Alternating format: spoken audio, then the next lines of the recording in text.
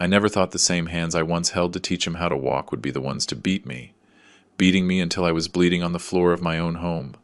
My son Andrew broke my nose with his closed fist. He screamed that I deserved to be hit for being a selfish and cheap father. What he didn't know is that behind my supposed poverty, a fortune was hidden that would change everything forever. Before we continue, subscribe and activate the notification bell.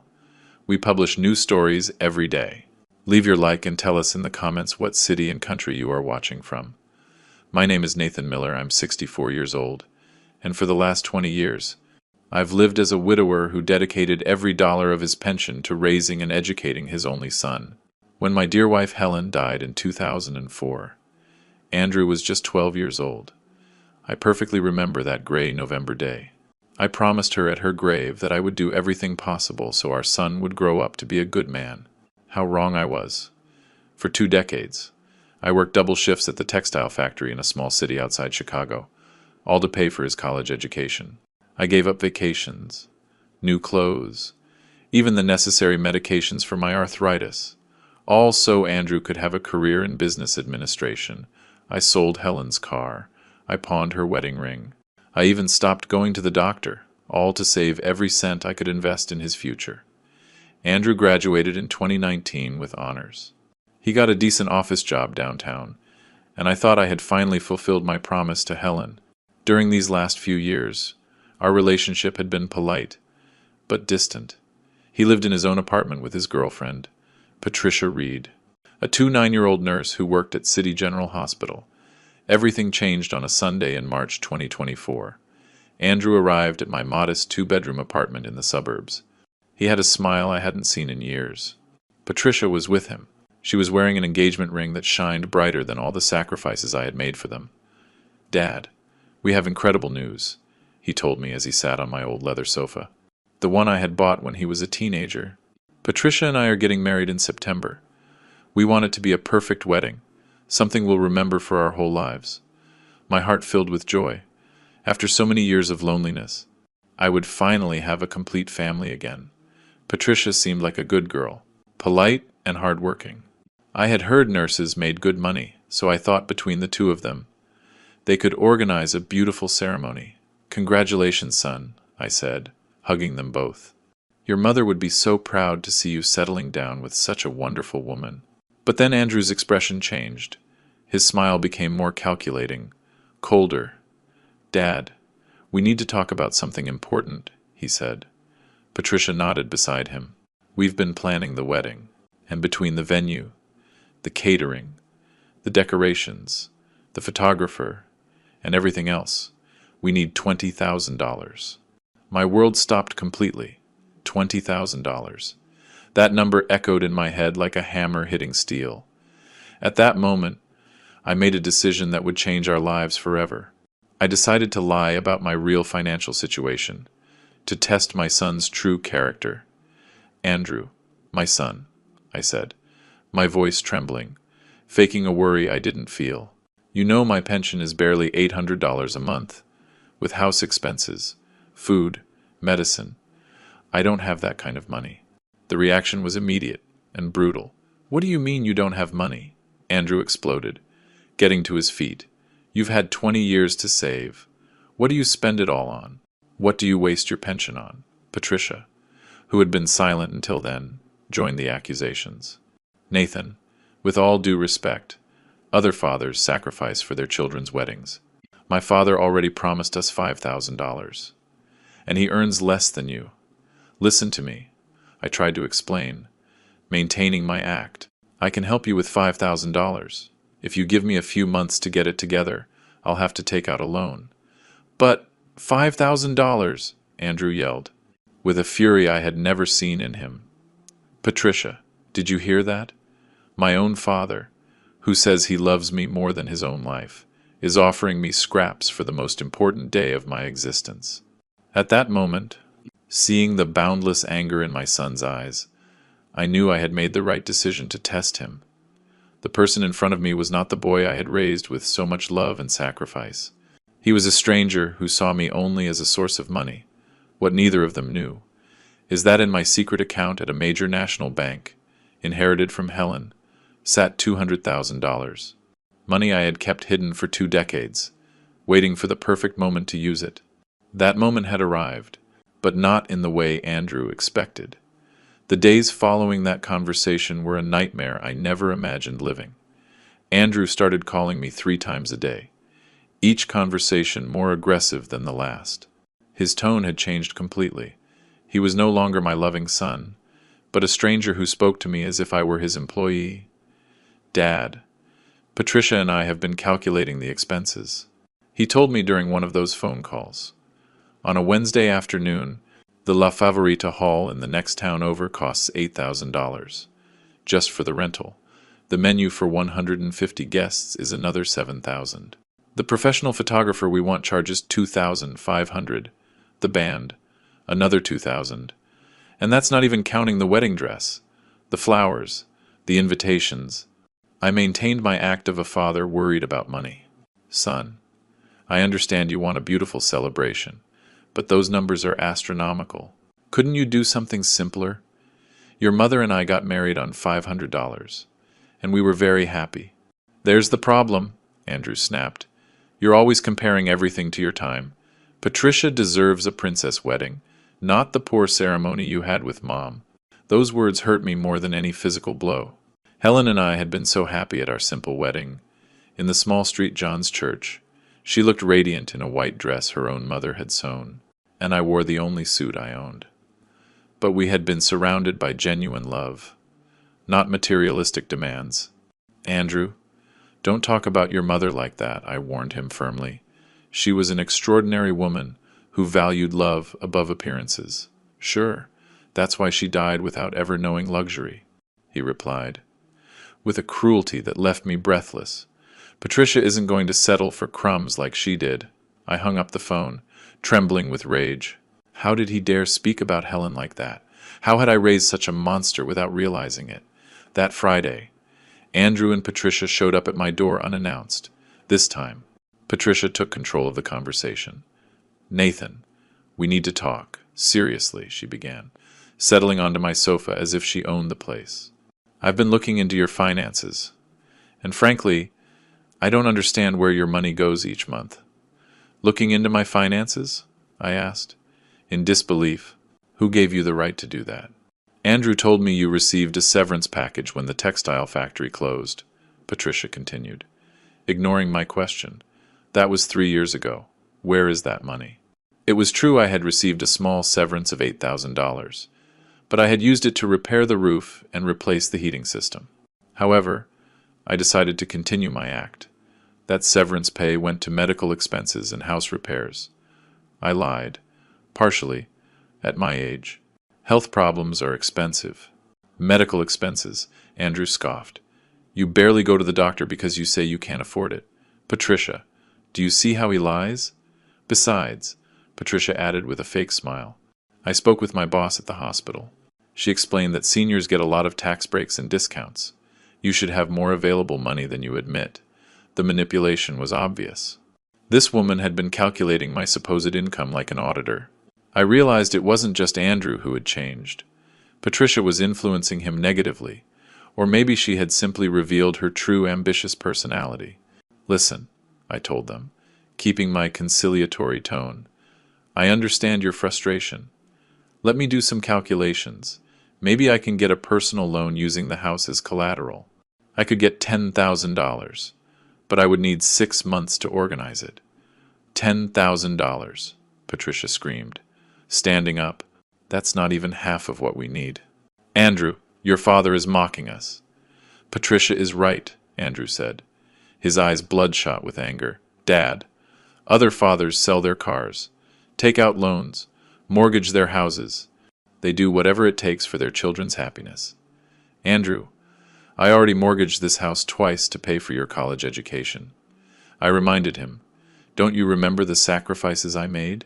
The nights I worked double shifts so you could have books and school supplies? That was your obligation as a father, he yelled. I didn't ask you to bring me into this world. If you decided to have me, you had to accept the consequences. His words pierced me like daggers. 20 years of unconditional love, of silent sacrifices, of sleepless nights when he was sick, of shared joy in every one of his achievements, all reduced to an obligation. Look, Nathan, Patricia intervened, her voice calculatedly sweet. We don't want to pressure you, but my younger sister's father paid $15,000 for her wedding last year. My own father, who is an electrician and earns much less than what you must have in your pension, already promised us $5,000. How do you think I feel when I have to explain to my family that the groom's father can't even contribute half?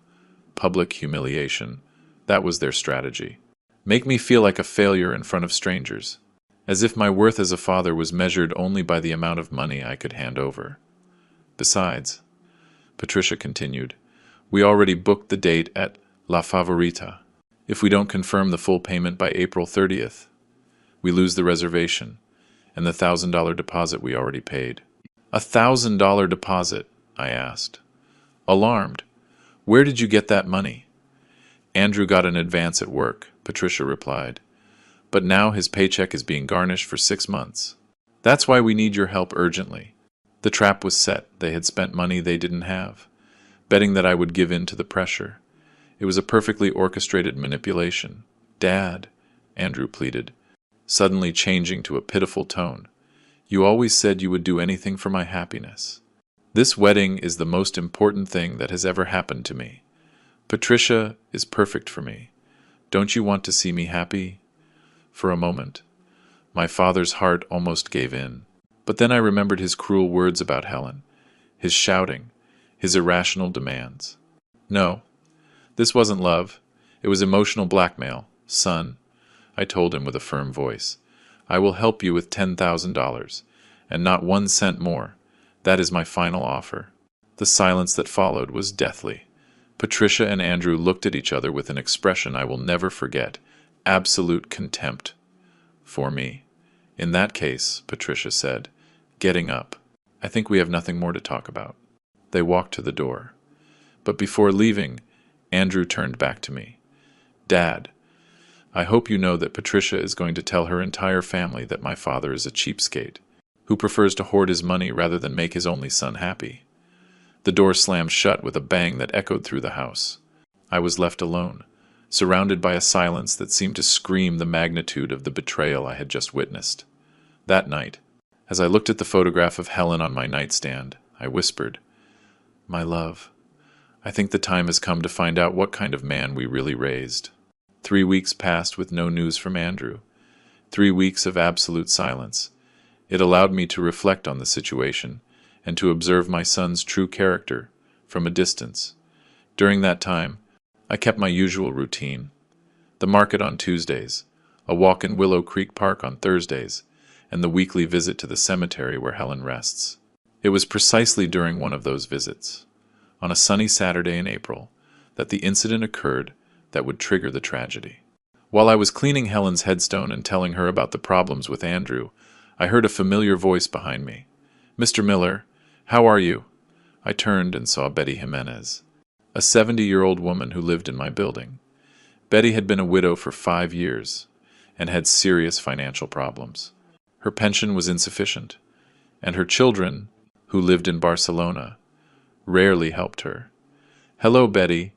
Just here visiting my Helen like every week, I replied, wiping my hands on a handkerchief. Mr. Miller, I need to ask you a huge favor, she told me, her voice trembling. My granddaughter Lucy is graduating from nursing school next week. She's the first person in our family to get a college degree. I want to give her something special, but I don't have enough money. Betty was a dignified woman who never asked for help. The fact that she was coming to me meant her situation was desperate. What exactly do you need? I asked. Just $1,000. To buy her a tablet she needs for her job at the hospital. I know it's a lot of money, but I could pay you back in installments. $50 a month. I'll sign any paper you want. My heart was moved. Betty reminded me of Helen, a fighter, humble, a woman who valued education above all else. Besides, $1,000 was an insignificant amount compared to the $200,000 I had saved. Betty, you don't need to sign anything or pay me back, I told her. Tomorrow I will give you the $1,000 as a gift for your granddaughter. Consider it an investment in the future of a hard-working young woman. Tears rolled down her wrinkled cheeks. "Mr. Miller, you are an angel. I don't know how to thank you." The next day, Sunday morning, I withdrew $1,000 from my bank account and gave it to Betty. She cried with emotion and blessed me over and over. Seeing her happiness filled me with a satisfaction I hadn't felt in months. However, that same afternoon, my peace was interrupted by violent pounding on my door. When I opened it, I found Andrew and Patricia. But they weren't alone. They were accompanied by a young man about 25 years old whom I didn't recognize. "Can I know what this means?" I asked them. As the three of them entered without waiting for an invitation, "Dad, this is Kevin Reed, Patricia's younger brother," Andrew said, with a smile that didn't reach his eyes. "He works at the bank where you have your account." My blood ran cold. They had been investigating my bank activity.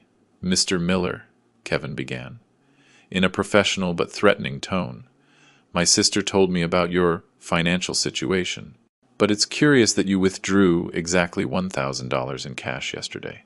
A considerable amount for someone who claims not to have money for his son's wedding."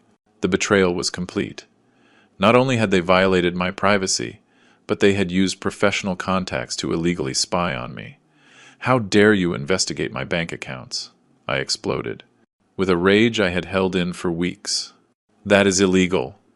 What's illegal is lying to your own son," Patricia replied, brazenly. "We know you withdrew $1,000 yesterday. What did you use it for?" "My finances are my business," I responded firmly.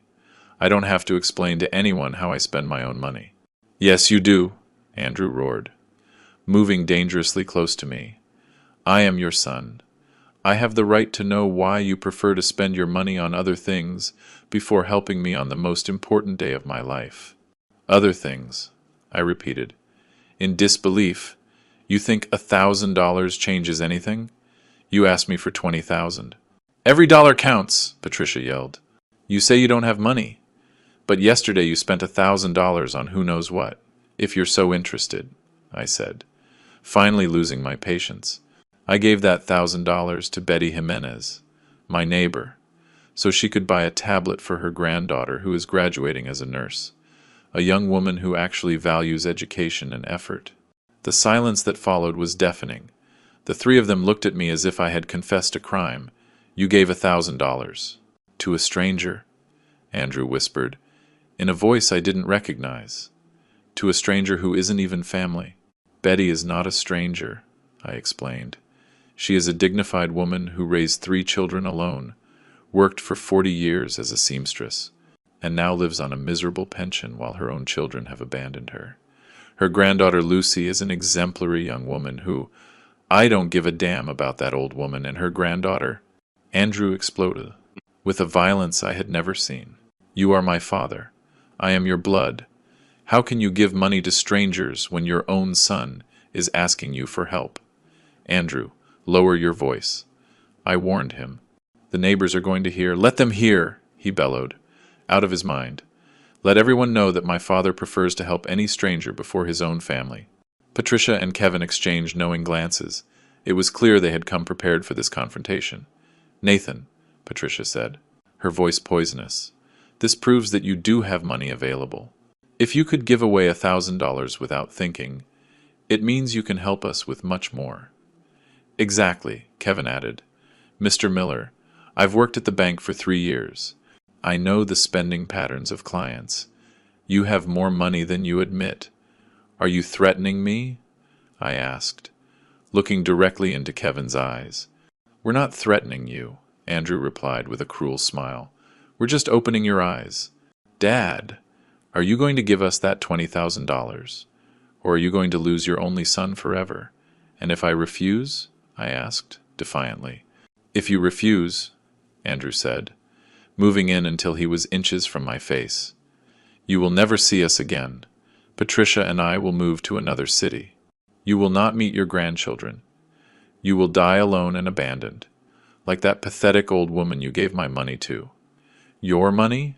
I repeated in disbelief. "Andrew, that money was mine. I worked for it for 40 years. Your money should be mine," he shouted. "Out of control. When you die, it's all going to be mine anyway. But I need that money now. At that moment, something broke irreparably inside me. The mask had fallen completely. My son didn't see me as a father who deserved love and respect, but as an obstacle between him and an inheritance he considered his by right. I spoke to Andrew with a calm that surprised even me. "Get out of my house right now." "What did you say?" he asked, his eyes wide.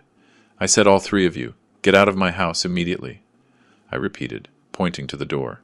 "I'm not going anywhere until you give me my money," Andrew roared. "Your money," I finally exploded. "You, ungrateful brat! I sacrificed my entire life for you. I worked myself to death to give you an education. I sold everything that had sentimental value so you could study. And you talked to me about your money. That was your obligation," he yelled, approaching menacingly. I didn't ask to be born. "No," I shouted back. "My obligation was to raise you until you were 18. Everything I did after that was out of love. But apparently, you don't understand what that word means." "You're the one who doesn't understand anything," Andrew bellowed. "You're a selfish, cheap old man who would rather die with his money than make his son happy. Get out of my house," I ordered. "Give me my money first. Get out." It was then that Andrew completely lost control. His eyes filled with rage, his hands clenched into fists, and for the first time in my life, I felt real fear of my own son. "You know what, Dad?" he said to me, his voice dripping with pure hatred. "You deserve to be hit for being such a selfish and cheap father. The first punch came so fast I couldn't dodge it." His closed fist hit me directly in the nose. I immediately felt the metallic taste of blood filling my mouth. The pain was indescribable, but the emotional betrayal hurt 1,000 times more. I fell backward. But Andrew didn't stop. His second punch caught me in the left eye, and the third in the ribs. Patricia was screaming, but not for him to stop. But for him to stop before someone called the police. As I fell to the floor of my own home, bleeding and gasping for air, the last thing I remember before losing consciousness were the words Andrew shouted at me. "The next time you tell me you don't have money, it will be much worse for you." Everything went black, but my mind, even in unconsciousness, was already planning the most calculated revenge of my life. I woke up in a white room that smelled of disinfectant and medicine. The sharp pain in my ribs immediately reminded me of what had happened. My left eye was swollen completely shut, and every breath felt like I had broken glass in my lungs. "Mr. Miller, please don't move suddenly." I heard a female voice beside me. A young nurse, probably Patricia's age, was checking monitors connected to my body. "Where? Where am I?" I murmured with difficulty. "You're at the Prince of Asturias University Hospital in our city," the nurse replied professionally. "Your neighbor, Betty Jimenez, found you unconscious in your building's hallway and called the ambulance. You've been here since last night. Betty, the same woman I had helped with $1,000, had saved my life." The irony was devastating. When I thought about the cruel words Andrew had said about her. "What are my injuries?" I asked, trying to sit up. But the pain stopped me. 3 fractured ribs, a severe contusion on your left eye, a minor fracture in your nasal septum, and multiple bruises on your torso, the nurse listed, writing something on a tablet. "Dr. Ramirez wants to talk to you when you feel better." As the nurse left the room, my mind began to process what had happened with terrifying clarity. Andrew had beaten me unconscious in my own home. My son, the person I had sacrificed everything for, had tried to kill me for money. But instead of feeling pain or sadness, something completely different began to grow inside me. A cold, calculating feeling that I had never experienced before, for the first time in my life. I was going to plan a meticulous revenge. About an hour later, a middle-aged doctor entered my room. His name tag read, Dr. Fernando Ramirez. Traumatology.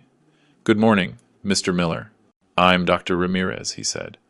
"Reviewing my medical chart, your injuries are consistent with a severe physical assault. The fractures in your ribs suggest kicks or blows with blunt objects." Can you tell me what happened? Here came my first moment of strategic acting. I decided to lie temporarily, to buy time and plan my revenge without interference. "Doctor, it was a domestic accident," I said with a weak voice. "I slipped in the bathroom and fell against the sink, and then against the floor. I'm old. My reflexes aren't what they used to be. The doctor looked at me with obvious skepticism. Mr. Miller, I've treated thousands of domestic accidents in my career. Your injuries are not consistent with a fall. The bruises on your ribs show specific patterns of direct impacts. Also, the nasal fracture indicates a direct frontal blow.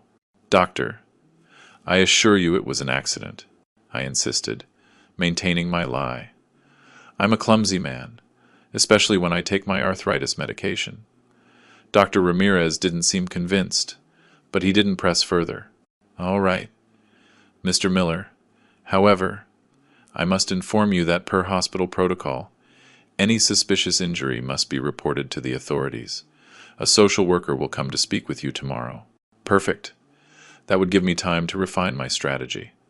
That afternoon, while I was alone in my room, I began to plan every detail of my revenge. I knew Andrew would come to the hospital, probably faking concern, but really to make sure I kept quiet about what happened.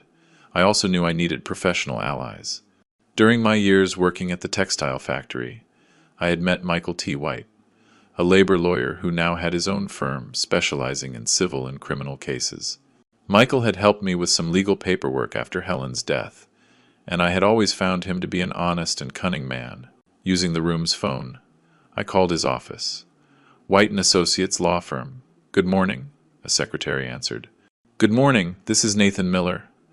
I need to speak with Michael White urgently. It's a very delicate matter. One moment.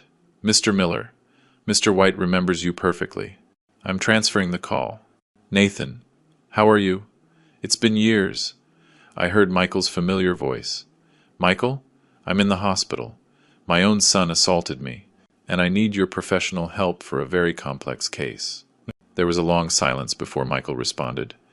Nathan, this is very serious. Have you filed a police report? Not yet. I need to talk to you before making any legal decisions. But there are elements of this case that are going to surprise you. I'll be at the hospital in 2 hours, he replied.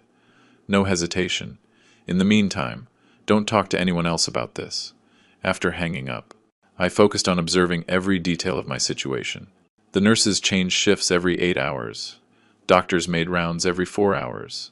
Visitors could enter between 2 and 9 at night. I also began to practice my performance. When Andrew came, I needed to seem weaker and more vulnerable than I really was. I wanted him to feel secure, confident that he had intimidated me enough to keep me quiet.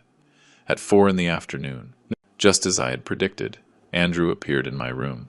He came alone, without Patricia. His expression was a calculated mix of false concern and silent threat. Dad, how are you feeling? He asked, approaching my bed with cautious steps. Andrew, I murmured, faking more pain than I was in. My whole body hurts. I'm so sorry, Dad, he said, with a performance worthy of a professional actor. I lost control yesterday. I was so stressed about the wedding, about the money problems. But I never should have touched you, son, I whispered, activating the voice recorder on my cell phone, which I had hidden under the sheets. Why did you do this to me, Dad?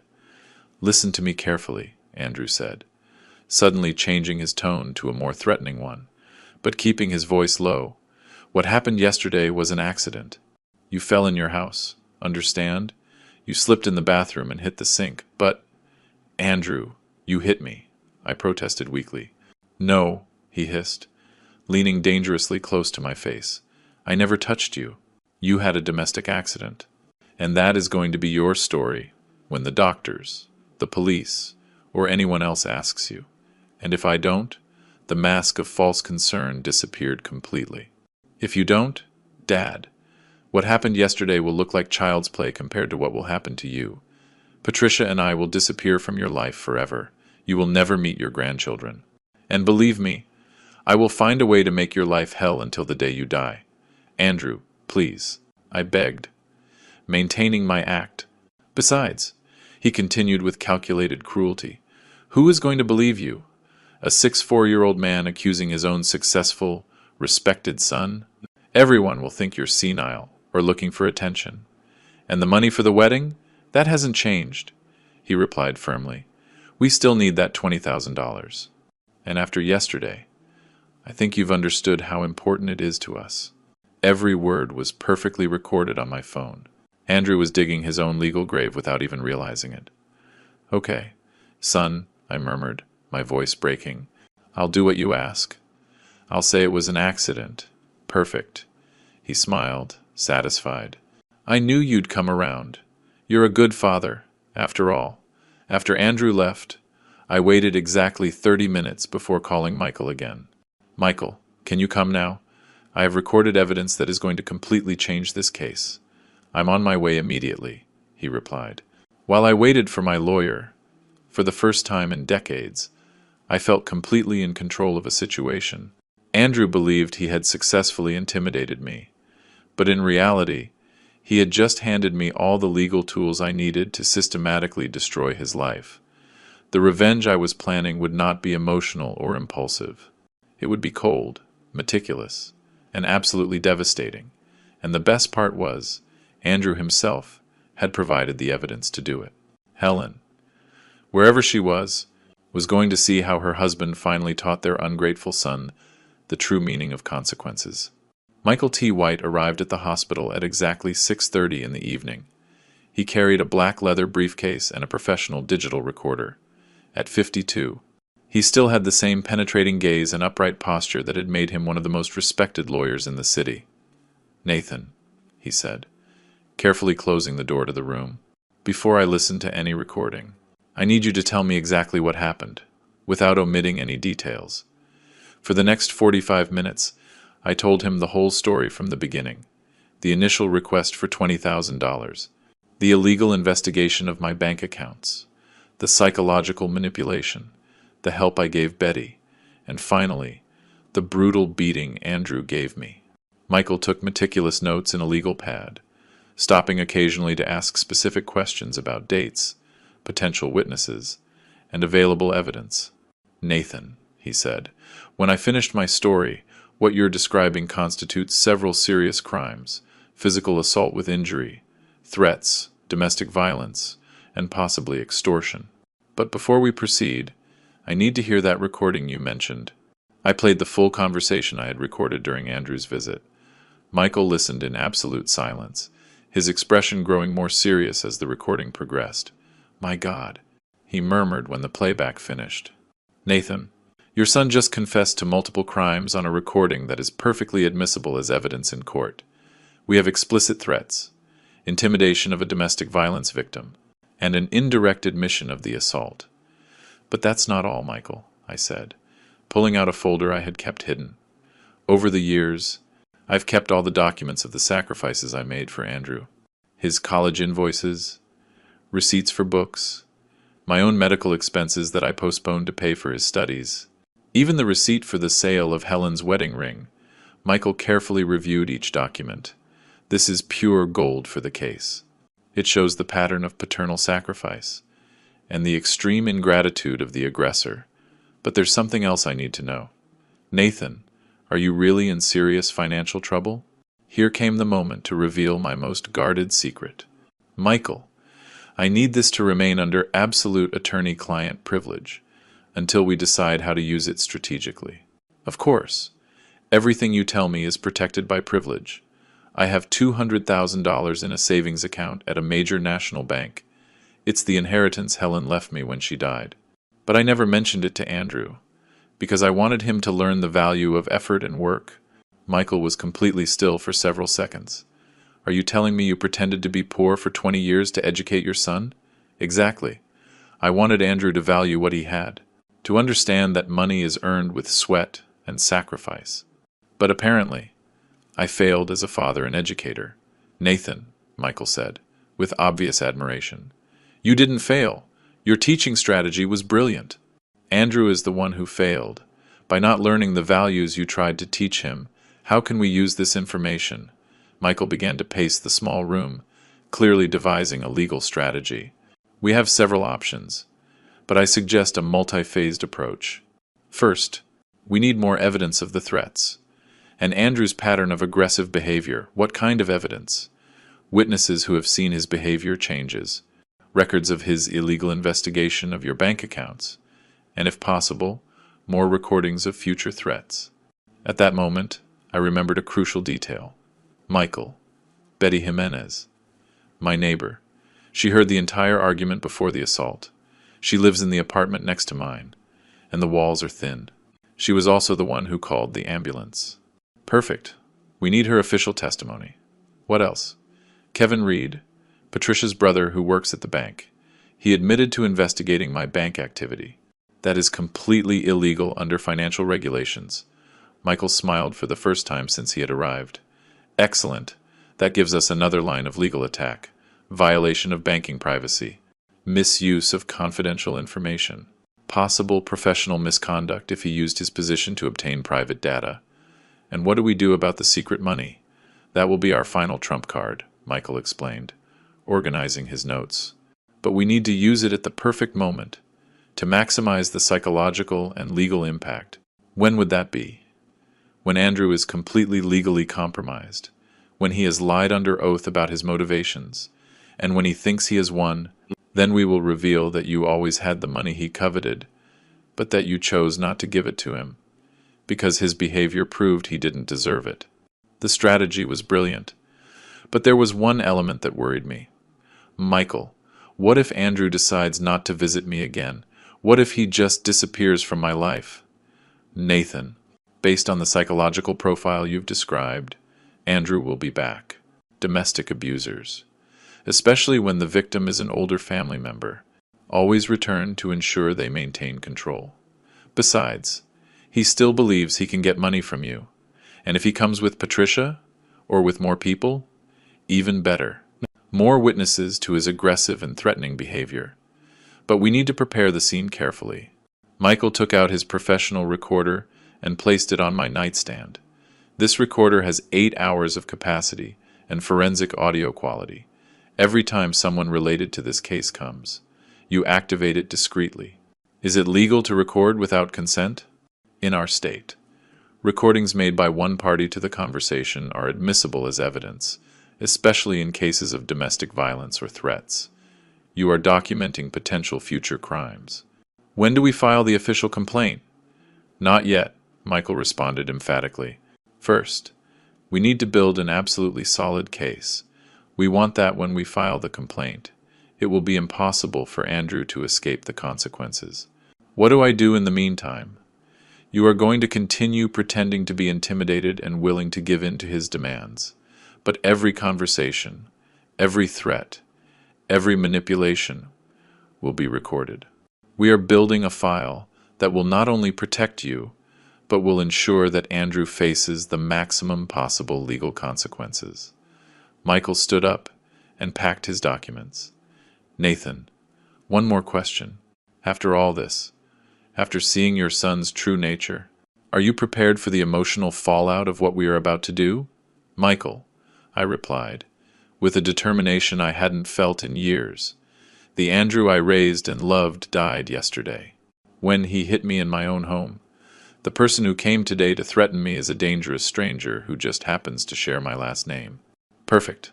Then tomorrow I will begin the preliminary investigation. I will discreetly contact Betty Jimenez for her testimony, and I will investigate Kevin Reed's banking irregularities. And what do? You recover. You act like the intimidated victim Andrew thinks you are, and you document every future contact. When we have enough evidence, we will proceed with a lawsuit. It will include criminal charges for assault, threats, domestic violence, and a civil case for damages that is going to cost your son a lot more than the $20,000 he wanted so badly. After Michael left, I was alone in the hospital room, but for the first time in weeks, I felt completely calm. I was no longer the helpless victim of an abusive son. I was now the architect of a legal revenge that would be as meticulous as it was devastating. That night, as I looked out the window at the lights of the city, I remembered the words Helen used to say to me when Andrew was little and misbehaved. Nathan, sometimes, true love requires harsh consequences. I had finally understood, completely, what my wife meant. The next morning, Michael called me with news that exceeded my most optimistic expectations. His voice sounded excited and professionally satisfied. Nathan, the preliminary investigation has revealed information that is going to completely change this case. he told me. Without preamble, can you speak freely now? Yes. I'm alone in the room. What did you discover? First, I interviewed Betty Jimenez this morning. She not only confirms hearing the entire argument before the assault, but she also has very specific details about the threats Andrew shouted at you while you were on the floor. What kind of details? According to Betty, after you lost consciousness, Andrew yelled something at Patricia like, "The next time he refuses to give me my money, I'll break more than just his ribs." She also heard Patricia telling him to calm down because the neighbors might call the police. The information was devastating for Andrew. I had an independent witness who had seen threats after the assault. But that's not all, Michael continued. I contacted a friend of mine who works in the compliance department at Bank of America. I explained the situation confidentially. And he confirmed that Kevin Reed did indeed access confidential information from your account without legal authorization. That has consequences for him. Serious consequences. Violation of the Data Protection Act, misuse of confidential banking information, and possible professional misconduct. Kevin Reed could face anything from administrative sanctions to criminal charges, in addition to the immediate loss of his job. And what do we do with that information? We are saving it as additional ammunition.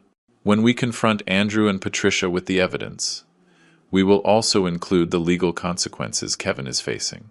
That will pressure Patricia to reconsider her loyalty to her fiancé.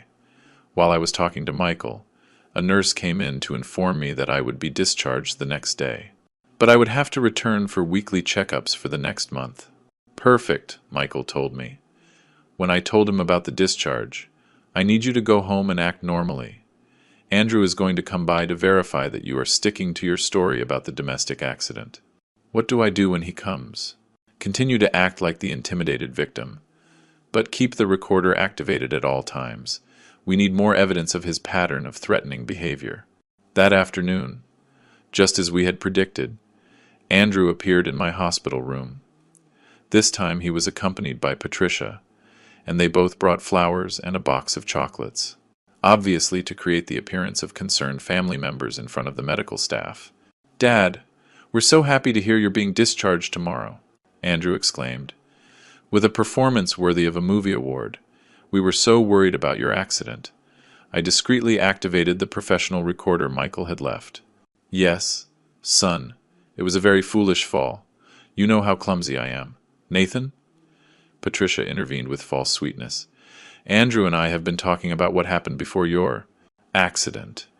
We realize we were very hard on you about the money for the wedding." "Oh, yes?" I asked, faking hopeful surprise. "Yes, Dad," Andrew continued.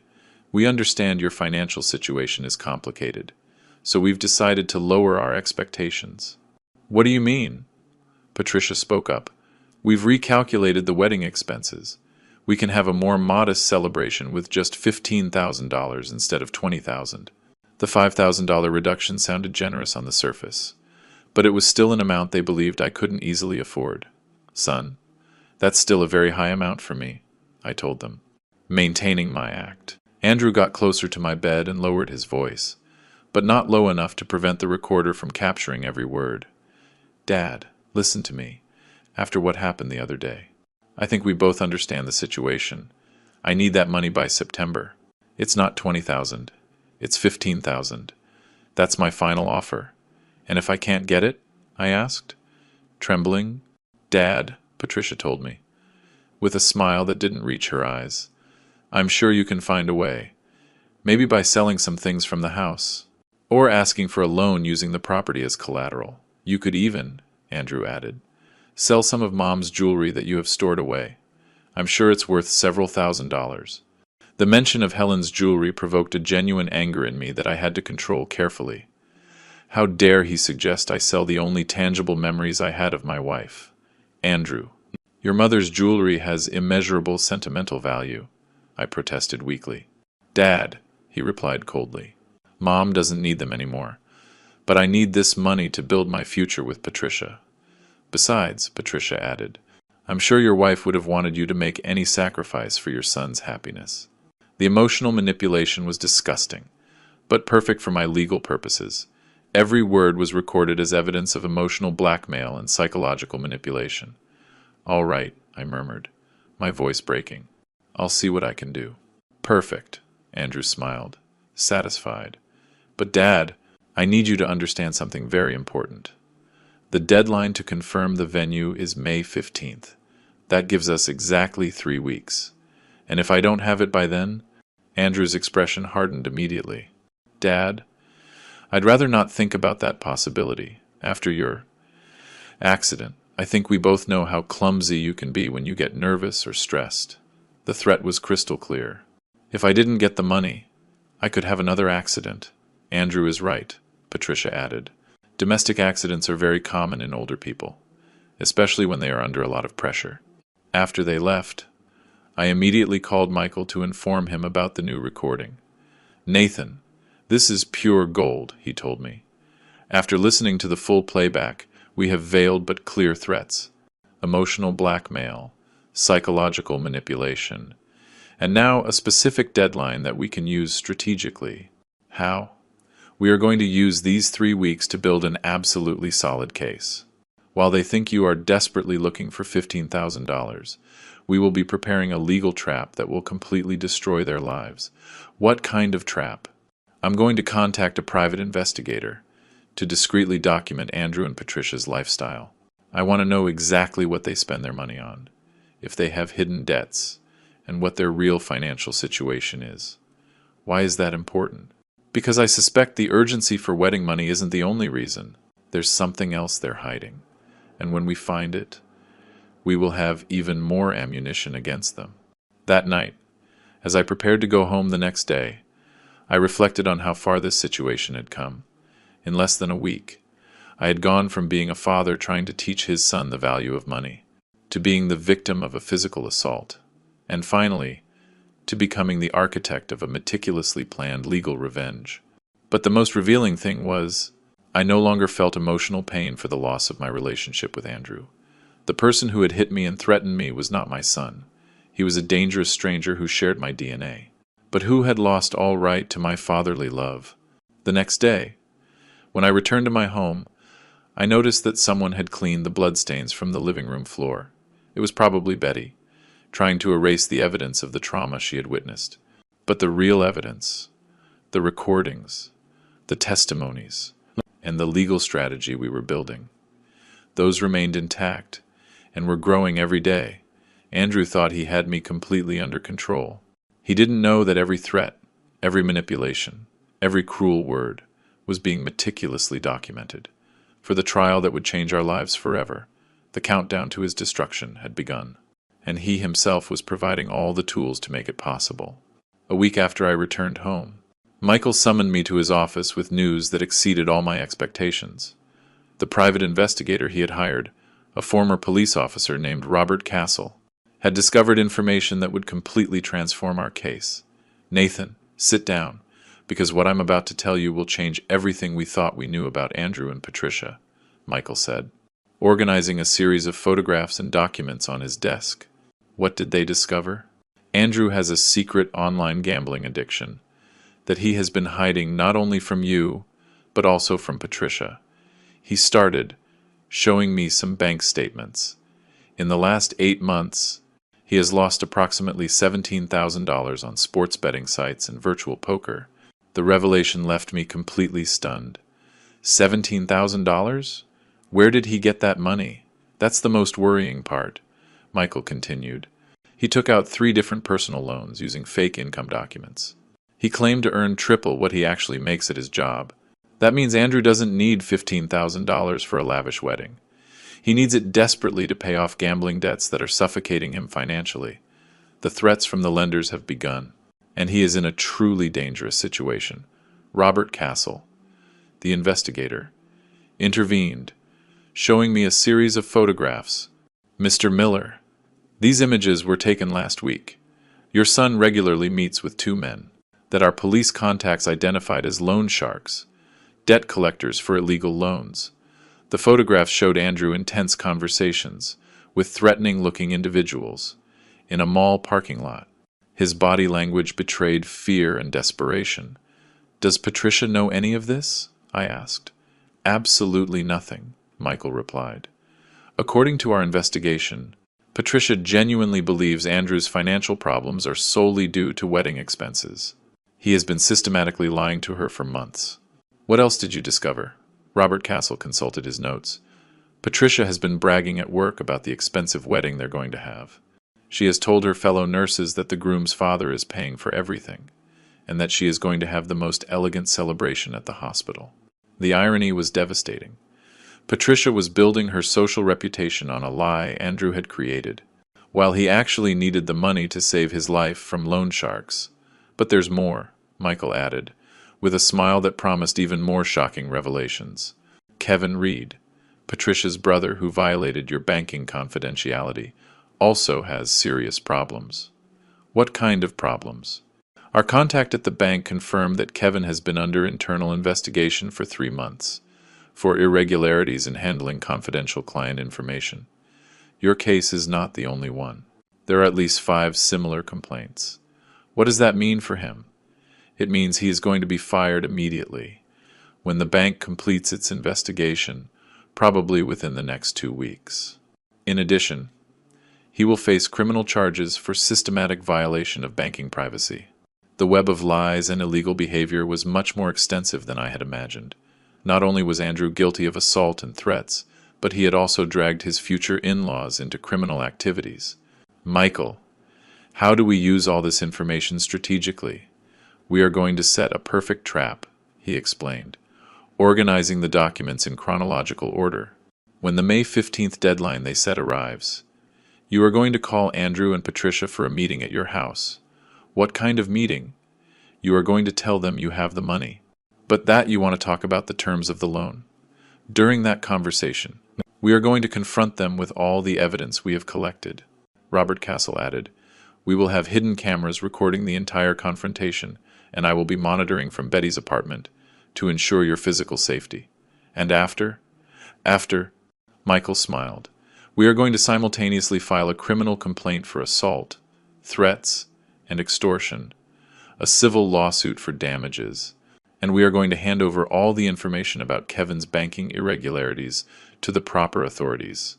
But I want something more, I told them, with a determination that surprised me. I want Patricia to know exactly what kind of man Andrew is, before it's too late for her. Are you sure? Michael asked. Patricia actively participated in the threats and psychological manipulation against you.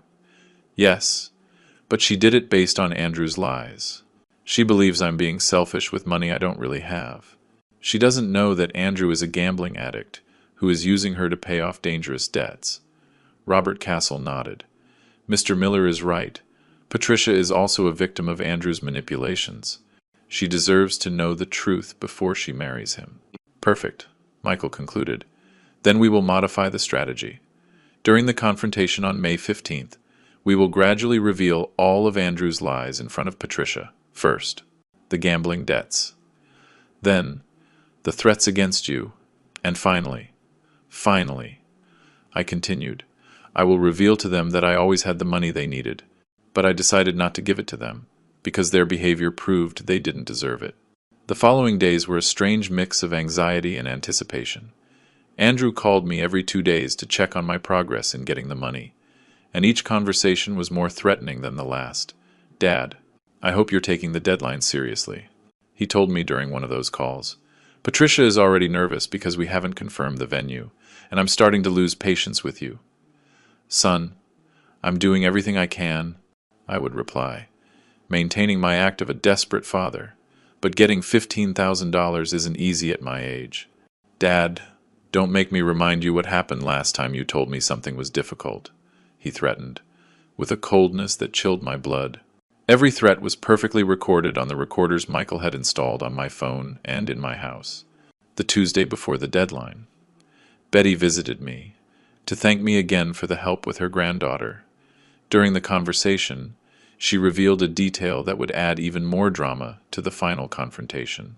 Mr. Miller, I don't know if I should tell you this, but on Monday I saw your son Andrew talking to some very rough-looking men in the building lobby. She told me, clearly concerned. What kind of conversation? I couldn't hear everything, but one of those men told him something like, You have until Friday to bring the full amount, or the consequences will be permanent. Your son looked terrified. Mr. Miller, the information confirmed our suspicions. The loan sharks were pressuring Andrew with serious threats, and he was transferring that pressure to me through violence and emotional blackmail. Betty, would you be willing to testify about what you saw and heard? Of course, Mr. Miller, after how you helped me with Lucy. I would do anything for you. That night, as I mentally reviewed all the elements of our strategy, I realized we had built an absolutely devastating legal case. I had recordings of direct threats, testimonies from independent witnesses, evidence of bank fraud, documentation of a gambling addiction, and proof of systematic psychological manipulation. But more importantly, I had the trump card that would change everything. The $200,000 I had kept secret for 20 years, waiting for the perfect moment to use it as a life lesson. The moment had arrived. In 3 days, Andrew would discover that he had destroyed his relationship with his father, his future marriage, his professional career, and his freedom, all for money that had always been available, if he had only proven he deserved it. Justice, sometimes, has a sense of drama so perfect, it seems like fiction. May 15th arrived with a persistent rain that seemed to foreshadow the storm about to break in my house. At 6 p.m., as we had agreed, Andrew and Patricia knocked on my door, with a punctuality that betrayed their desperation. "Dad, we hope you have good news for us," Andrew said, shaking raindrops from his coat. His smile was tense, and I could see the deep dark circles under his eyes, betraying sleepless nights. Come in," I told them, with apparent nervousness. "We have a lot to talk about." Robert Castle was hidden in Betty's apartment with monitoring equipment. Michael was waiting for my call from his office, and I had 3 professional recorders activated strategically throughout the house. "Nathan, we've been very worried," Patricia began, settling onto the sofa. "The deadline to confirm the venue is today, and we need to transfer the money before 9 p.m. Calm down, I told them, faking a calm I didn't feel. "I got the money. But I need to talk to you about some conditions." Andrew's eyes lit up immediately. "You got the $15,000? Where did you get it?" "Well, son, I had to make some financial arrangements. I took out a mortgage loan, using the house as collateral." "Perfect," Patricia exclaimed, clapping. "We knew you'd find a way. Fathers always find a way to help their children. But there are conditions," I continued. "Preparing for the first phase of the confrontation, the bank requires complete documentation on what the money will be used for. I need you to explain all the wedding expenses to me in detail." Andrew and Patricia exchanged a nervous glance. "What kind of documentation?" Andrew asked. "Invoices for the hall, catering quotes, contracts with vendors. Everything must be justified, because if I don't pay the loan back on time, I could lose the house." "Dad, why are you making things so complicated?" Andrew protested, with growing irritation. "We told you we needed $15,000 for the wedding. Don't you trust your own son?" "Of course I trust you, Andrew. But after what happened a few weeks ago, after my accident, I'm a little nervous about money issues." Patricia leaned forward.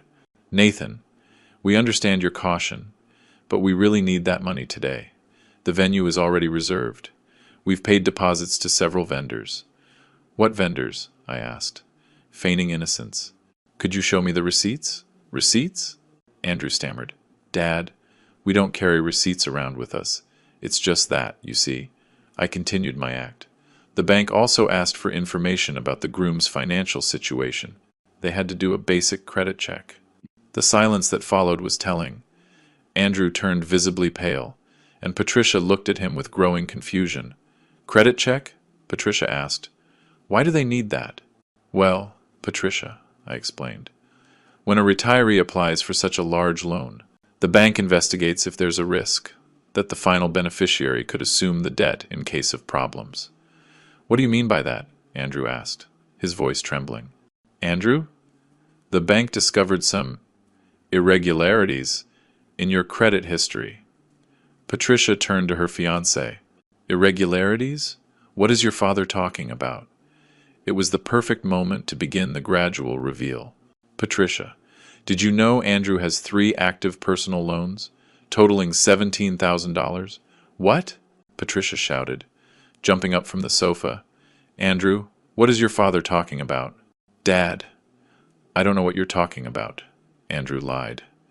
Desperately. That's confidential information the bank can't disclose. You're right, son. The bank didn't tell me. But a private investigator did. I pulled out the folders Michael had prepared and placed them on the coffee table. Patricia, here are bank statements, online betting records, and photographs of Andrew meeting with loan sharks. Patricia took the documents with trembling hands. As she read, her expression changed from confusion to disbelief and finally to absolute fury. $17,000 on sports betting. She read aloud, online poker? Andrew, what the hell is this? Patricia, let me explain, Andrew began, but she cut him off violently. No, don't explain anything. You've been lying to me for months. You told me we needed money for the wedding, but you really need money to pay gambling debts, Patricia. Please, calm down, Andrew pleaded. Calm down, Andrew? You've put our future at risk. For an addiction you hid from me. It was then I decided to add more fuel to the fire. Patricia, there's something else you need to know. The men Andrew is meeting with are not legal lenders. They are illegal loan sharks, who have threatened permanent consequences if he doesn't pay by Friday. Permanent consequences? Patricia whispered, in horror. Andrew, are you in physical danger because of these debts? Andrew could no longer maintain his lies. Patricia, yes, I have some problems with gambling, but this will all be fixed when my father gives us the money for the wedding. The wedding! Patricia screamed, out of her mind. There is no wedding. Andrew, I am not marrying a lying, gambling addict, who has been deceiving me for months. Patricia, please, don't do this. We can fix this together. Together? You didn't trust me enough to tell me about your problems, but you trusted me enough to manipulate your father and get money. Andrew turned to me in desperation. Dad, give them the money. You can see Patricia is going to leave me if I don't fix this now. Oh, now you need me? I asked him, with a calm that contrasted with the emotional chaos in the room. After beating me unconscious, after threatening me repeatedly, after calling me selfish and cheap. Dad, please, Andrew begged, falling to his knees. I'm sorry for everything. I was desperate. The loan sharks are going to kill me if I don't pay.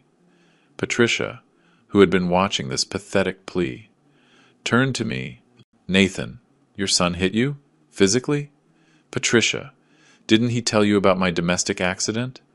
I took out my phone and played one of the recordings, where Andrew clearly admitted the threats and the assault. Patricia's voice trembled as she listened. My God, Andrew, did you really hit your father? Patricia, he refused to help me. I was desperate. There is no excuse for hitting your father, Patricia roared. How could you do that to the man who raised you alone after your mother died? It was then that I decided to reveal my final trump card. Patricia, there is something else you both need to know. I got up and walked to my desk, where I took out the bank statements from my secret account. What is that, Nathan? Patricia asked. Patricia, these are the statements from a savings account I've maintained for 20 years, an inheritance from my wife Helen that I never mentioned to Andrew. I showed them the document. In this account, there are exactly $200,000. The silence was deafening. Patricia took the paper in disbelief, while Andrew was completely paralyzed. $200,000? Patricia whispered. Nathan, you had this money the whole time? Always. For 20 years. I pretended to have financial difficulties, to teach Andrew the value of work and effort. I wanted him to learn that money is earned, not demanded. You had $200,000? Andrew exploded, getting to his feet. And you let me beg? You let me get desperate? You let me get to the point of hitting you? Andrew, I replied, with a calm that surprised me. You chose to hit me. You chose to threaten me. You chose to call me selfish and cheap. I just tested your character, and you failed miserably. Patricia stood up from the sofa. Andrew, this is over. I am not marrying you. I cannot be with someone who lies to his father, who hits him, and who lies to me. Patricia! No! Andrew cried. Dad, give her the money. You can fix this. Give her $15,000 and Patricia will stay with me. No, Andrew, I told him firmly. I am not giving you 1 cent. And tomorrow morning, all these documents, recordings, and evidence will be given to the police and the court. Andrew's expression changed from pleading to homicidal rage. You're going to report me? Your own son? I am going to report an abuser, who happens to be my biological son, but who lost all right to call himself my family. That was the last straw for Andrew. The fury that erupted in Andrew's eyes was more intense than anything I had ever seen. His hands clenched into fists. His breathing quickened. And for a moment, I thought he was going to hit me again, this time in front of Patricia. You damn son of a bitch, he roared, advancing toward me. You ruined my life. Over a stupid psychological experiment. But Patricia got between us. Andrew, don't you dare touch him. Get out of the way. Patricia, this manipulative bastard deserves to have every bone in his body broken if you take one more step toward your father. I will call the police myself. Patricia shouted, with a determination she hadn't shown before. Now you're defending him? Andrew bellowed. In disbelief, he tricked us both. He had the money the whole time, and made us go through this. Yes, Andrew, he had the money, but you hit him. You threatened him. You lied to me about your gambling debts. Patricia turned to me, tears in her eyes. Nathan, although I don't agree with your methods, I understand why you did what you did. But Andrew chose violence. Just then, my cell phone rang. It was Michael, who had been listening to the entire conversation through the monitoring system we had installed. Nathan, are you okay? Robert says the aggression levels are escalating dangerously. I'm fine, Michael. Everything is going according to plan. Who is Michael? Andrew asked, with growing paranoia. My lawyer, I replied calmly. The same one who, tomorrow, will file the criminal complaint for assault, threats, extortion, and domestic violence. You can't do this to me, Andrew shouted. I am your son, your own flesh and blood. My flesh and blood doesn't threaten his father. My flesh and blood doesn't beat the man who raised him alone for 20 years. Patricia, who had been watching this exchange with fascination and horror, did something completely unexpected. She took off her engagement ring and threw it at Andrew's feet. It's over. Andrew, I am not marrying you. I cannot be with someone capable of hitting his own father. Patricia! No! Andrew begged, falling to his knees to pick up the ring. We can fix this! Dad, tell her we can fix this. No, Andrew, I told him, with a firmness that had taken 64 years to develop. Some things can't be fixed. Some lines. Once crossed, there's no coming back. Patricia walked to the door. Nathan, I am so sorry for everything that has happened. You didn't deserve to be treated like this. Regardless of your teaching methods. Patricia, wait. I stopped her. There's one more thing you need to know before you go. She paused in the doorway. What? Your brother Kevin is going to be fired from the bank next week.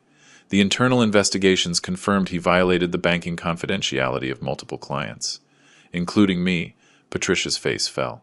Kevin is going to lose his job over this, and he will face criminal charges. Violating banking privacy is a serious crime. Patricia turned to Andrew with pure hatred. Do you know what you've done? You involve my brother in your lies. Kevin has 2 small children and a mortgage. You've destroyed my family. 2. Patricia, I didn't know. Andrew started. You didn't know anything, because you only think about yourself, she shouted. You are a selfish, lying coward who hits old people. Patricia left my house, slamming the door with a violence that shook the frames. Andrew and I were left alone. He was kneeling on the floor, holding an engagement ring that no longer meant anything. Dad, he whispered, his voice broken. Can you forgive me? Can we forget all this and start over? Andrew, I replied, sitting down across from him. For 20 years, I gave you unconditional love. I sacrificed my health, my comfort, my dreams. I sold your mother's memories to pay for your college. I know, Dad, and I'm grateful. Grateful, I interrupted him. Do you think gratitude is shown with punches? Do you think love is earned with threats? I was desperate. No, Andrew, you weren't desperate. You were furious, because you couldn't control me. You were furious because I didn't immediately give in to your demands. I got up and walked to the window, overlooking the park where we had played so many times when he was a child. Do you know what the saddest part of all this is? What, Dad? That if you had come to me honestly, if you had confessed your gambling addiction, if you had asked me for help instead of demanding money, I would have given you not only the $15,000, but the professional treatment you need to overcome your addiction. Andrew stood up slowly. Can you still do that? Can we still fix this? No. Son, you lost that chance. When you decided violence was an acceptable tool to get what you wanted. Dad, please. Andrew, tomorrow morning, Michael will file the complaint. You are going to be arrested for assault, threats, and domestic violence against a senior. The recordings I have guarantee you will be convicted. And then what? You're going to let me rot in jail? You are going to face the consequences of your decisions. As you should. Andrew walked to the door, but before leaving, he turned back one last time. Dad, what about the loan sharks? If I don't pay them, they're going to do what they have to do. I replied coldly. You created that situation. You solve it. But they could kill me. Andrew, 3 weeks ago you begged me for money, claiming it was for your happiness. Then you hit me when I didn't give in to your demands. Now you're asking me to save you from the consequences of your addiction. At what point do you take responsibility for your own life? I'm your son. No, I said, with a calm that surprised me. My son died the day he hit me in this very room. You are a stranger who shares my last name. Andrew left my house that night, knowing that his life as he knew it was over. No fiancé, no wedding, no money, no family, and with multiple legal proceedings waiting for him. But I, for the first time in months, felt completely at peace. I had learned that fatherly love has limits, and that some betrayals are unforgivable. The rain had stopped, and through my window I could see the first stars of the night.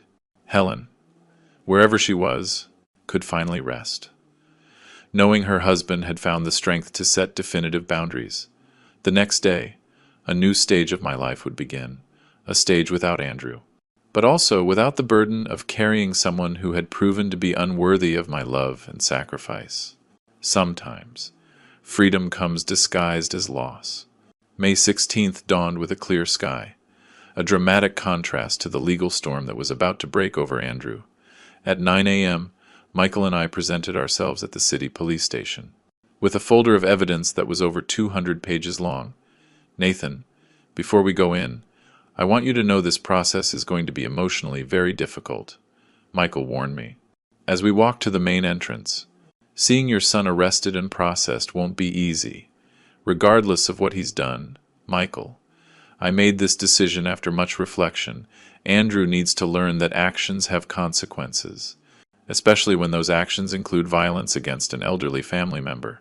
Detective Linda Reynolds, a woman about 40 years old, with 20 years of experience in domestic violence cases, received us in her office. Her expression grew more serious as she reviewed our evidence.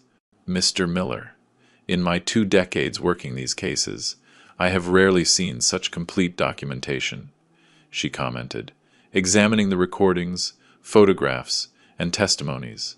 The threats are clearly recorded, the physical assault is medically documented, and the witness testimonies are consistent. Detective, what is the procedure? Michael asked. We are issuing an immediate arrest warrant for assault with injury, grave threats, domestic violence, and extortion. Based on the severity of the evidence, I will request he be denied bail. Why no bail? I asked. Mr. Miller, your son demonstrated an escalating pattern of violence. The recordings show explicit threats to repeat the assault if you did not meet his demands. That makes him a danger to your safety. 3 hours later, we received the call we had been waiting for. Andrew had been arrested at his office, in front of all his colleagues. The impact on his professional reputation was immediate and devastating. "Mr. Miller, Detective Reynolds informed me by phone. Your son has requested to speak with you. He says he has important information that could change the case." "What kind of information?" "He prefers not to say until he speaks with you directly. Are you willing to visit him in the holding cell?" Michael advised me to accept. "Nathan, anything he says during that conversation can be used as additional evidence. Besides, I want to see how he reacts when he faces the real consequences of his actions." An hour later, I found myself in front of Andrew, in a visiting room at the station. He was sitting behind a metal table, in handcuffs, wearing the orange jumpsuit of a detainee. His eyes were red. He had clearly been crying. "Dad," he said, his voice broken, "thank you for coming." "Andrew, the detective says you have important information." "What is it, Dad?" "I want to confess everything. I want to admit to everything I did and accept the consequences. But I need to ask you for something." "What?" "The loan sharks came to my apartment last night. They destroyed my furniture and told me I have until Sunday to get the full amount, or they will find me when I get out of here." "And what do you want me to do?" "Dad, I know I don't deserve anything from you after what I did, but could you pay my gambling debts? Not for me, but so they don't kill me when I get out of jail." The request was so absurd. It almost made me laugh. "Andrew, are you really asking me to use my money to save you from the consequences of your own bad decisions?" "Dad, I know, it's a lot to ask after I hit you. But it's $17,000. For you, it's money you won't even miss." "Andrew, do you hear what you're saying? You hit me, you threatened me, you tried to manipulate me psychologically, you destroyed your relationship with Patricia, you ruined Kevin's career. And now you're asking me to rescue you from a situation you created, but they are going to kill me. Dad, Andrew, for 20 years. I taught you that decisions have consequences, apparently. You never learned that lesson. So you're just going to let them kill me. I am going to let you face the consequences. Of betting money you didn't have, of taking out illegal loans, and of choosing violence as a method of conflict resolution." Andrew slumped in his chair. "Dad, can you at least forgive me? Can you tell me you still love me, even if you won't help me?"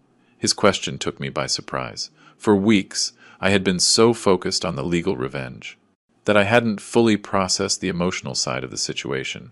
"Andrew," I said, after a long pause, "for 64 years, love has been the motivating force of all my decisions. I loved your mother until her last breath.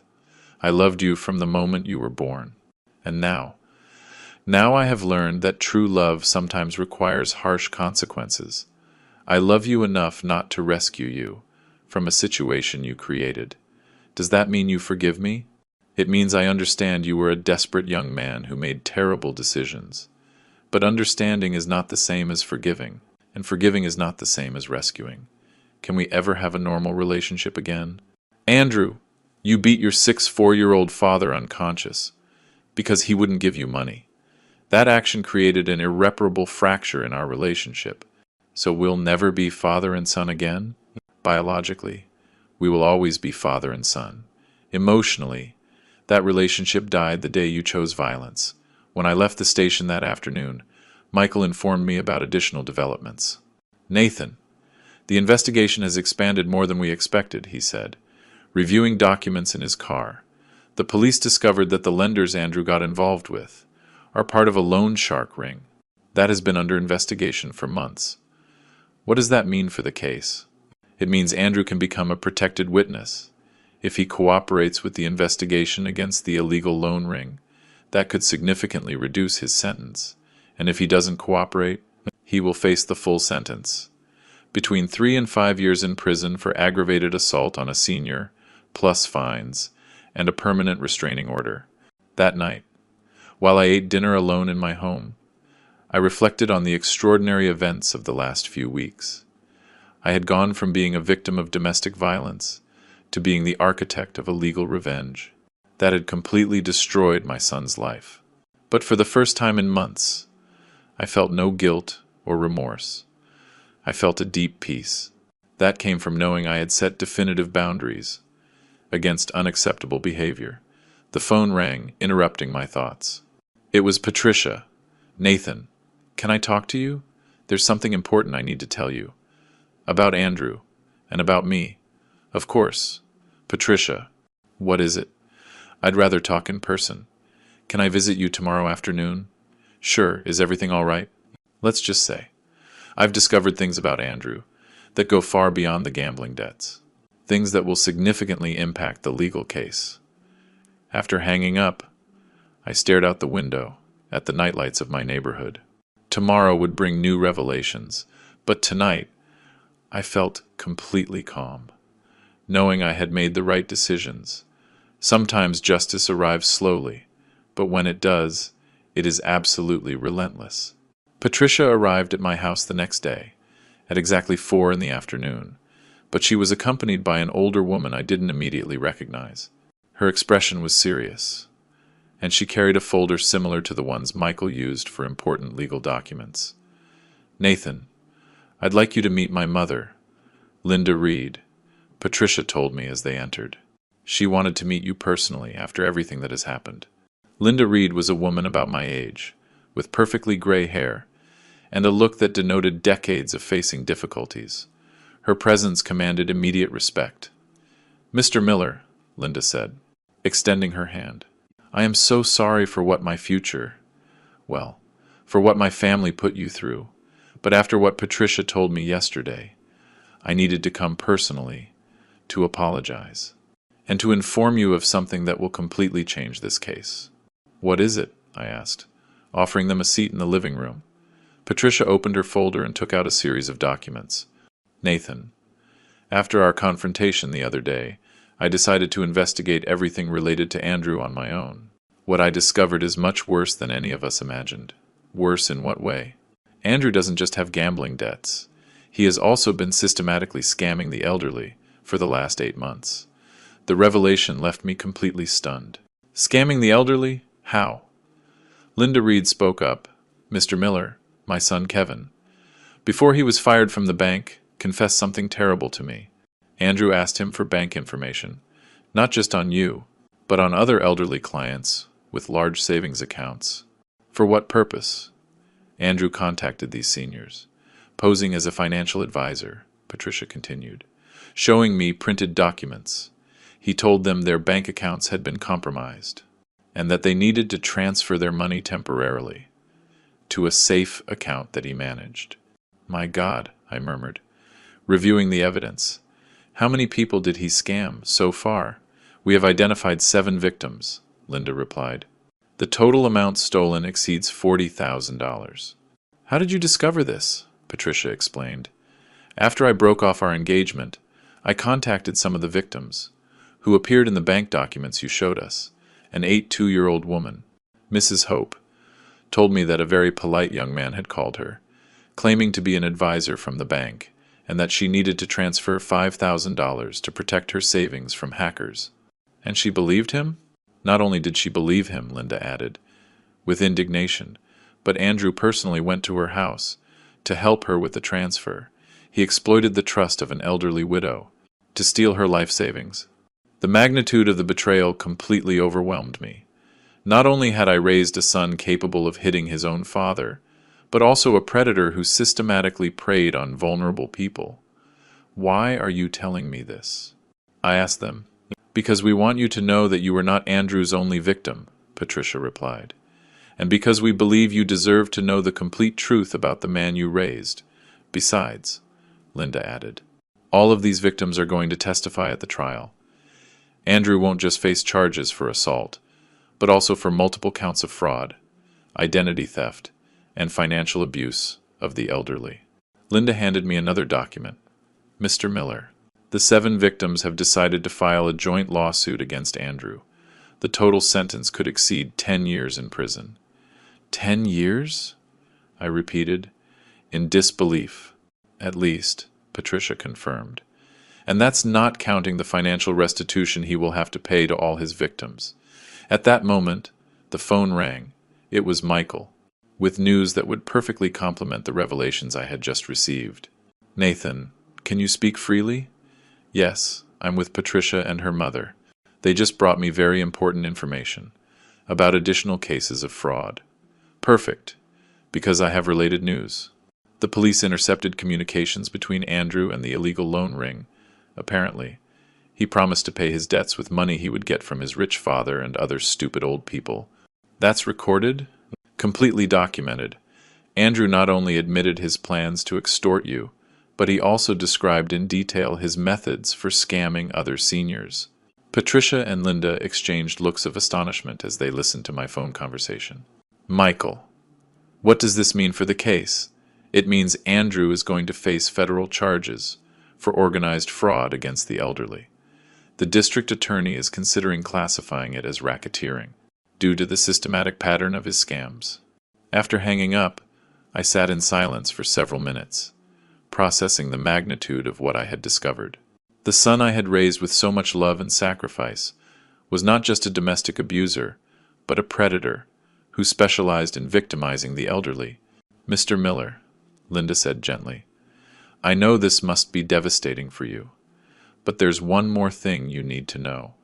What else could there be? Patricia and I have been talking to the other victims. They all agree on one thing.